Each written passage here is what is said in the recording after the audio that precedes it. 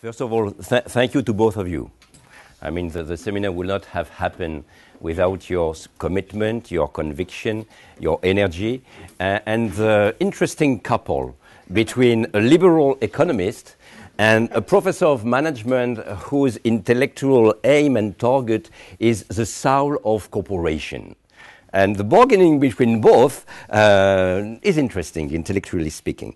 I will share with you briefly two things.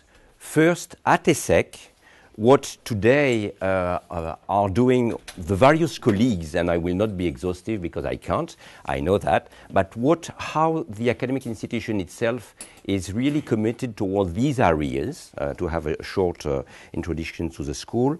And after that, from this discussion I have been part of since 2004 now, a few questions that I will dare to raise at the beginning of the seminar.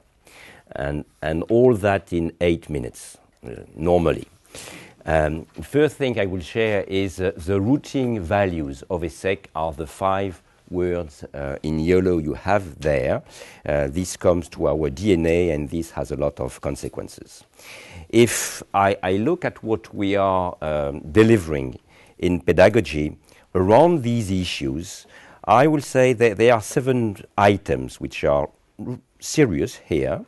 The first thing includes the type of selection process that we are applying to the students. I could comment more.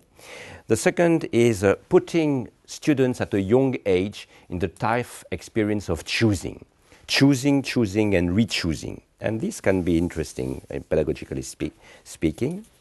We are trying always to situate the economic decision in the more complex context. It belongs to our way of teaching.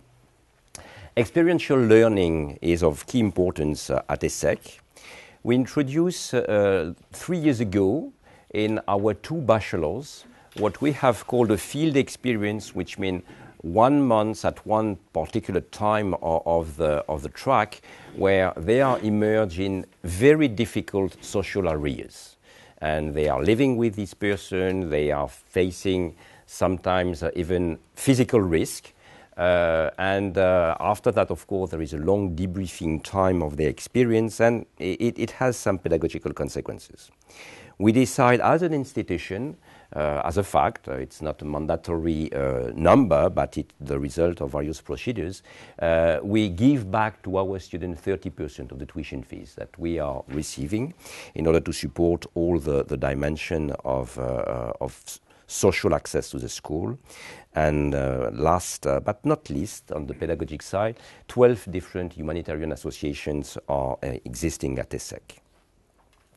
On the research side, most of the colleagues from ESSEC, which are more or less cited here, will present something, so I will be very quick, but there are some which will not be there, and I know there are others that I have forgotten. I apologize by advance.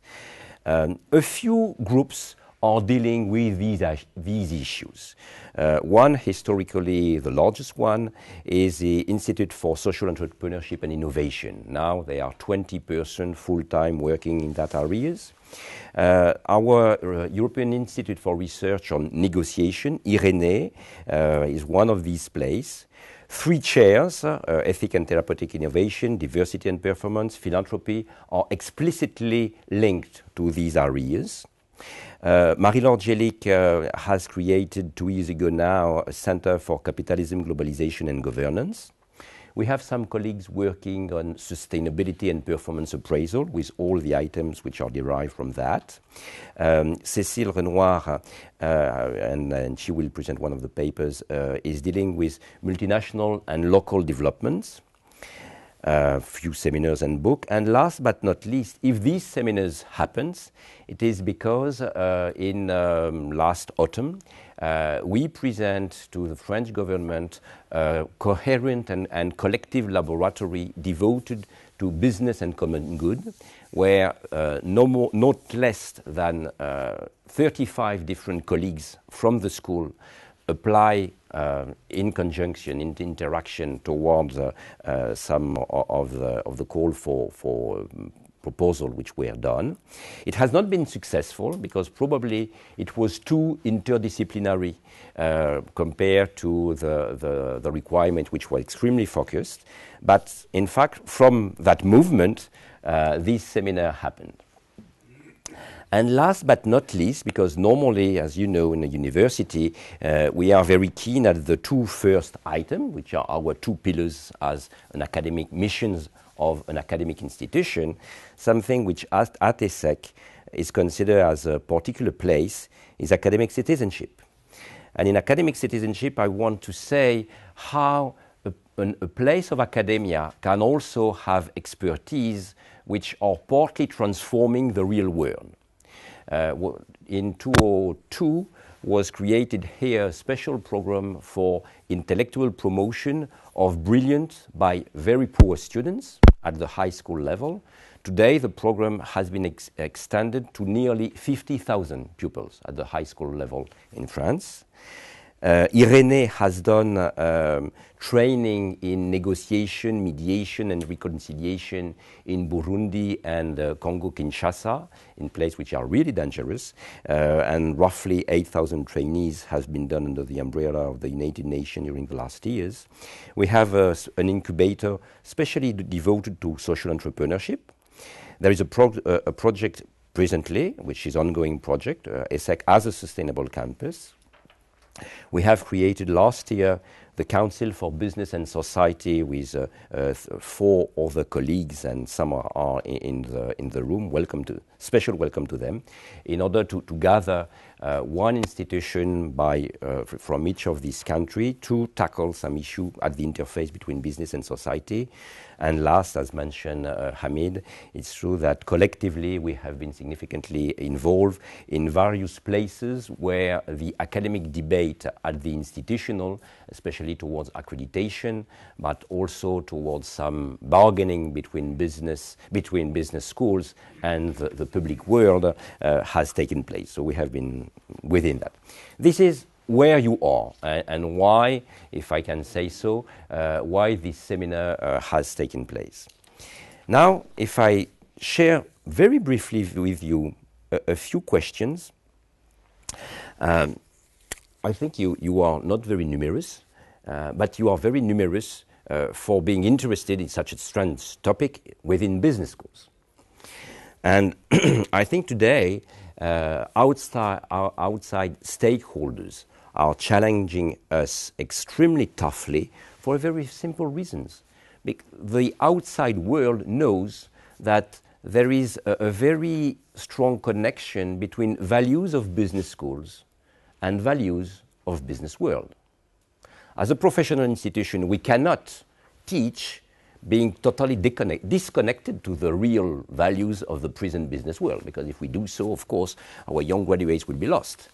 But if we are not also part of the changement, we know that we will just copy the value of the present world. And I think that today the outside stakeholders, especially public opinion, public decision makers and so on, are really challenging us about our teaching model, how the balance between profit, common good and greediness is managed implicitly within what we are teaching. A second question which is linked to that is, what are the implicit value systems of the various business schools? And we know that from one place to another, the implicit value system is not the same, even if we are in the same area.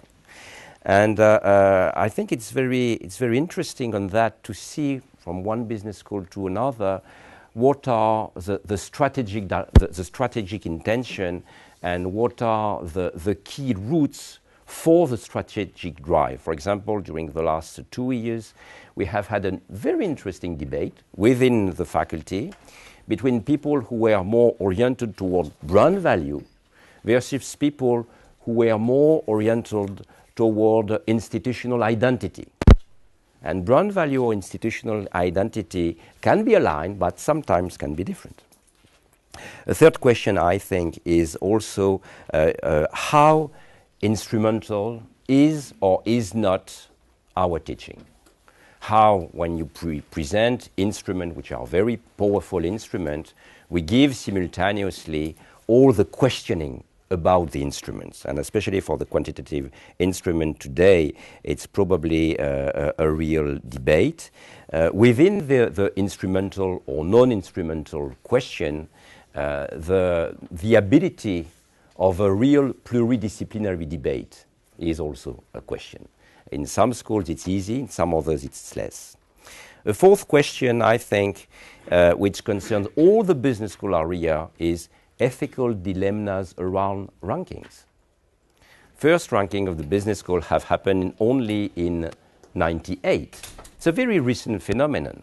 And today it has de facto become a very powerful stakeholders which push to us strong pressure, sometimes pressure even to cheat, sometimes pressure to greediness because we want the young graduates to have the highest salary as possible, and so on and so forth. So how we manage the ethical dilemma of ranking, I think, is an issue. And a last question that I will like to raise is how the challenge of sustainability is or is not really incorporated within our pedagogical design. What is the part of our faculty who is really aware that we are every year using 1.6 planets? 1.6 planets is the use of the natural resources that we are doing compared to the ability of the planet to renew. How that type of challenge is really addressed as a new question for the whole paradigms.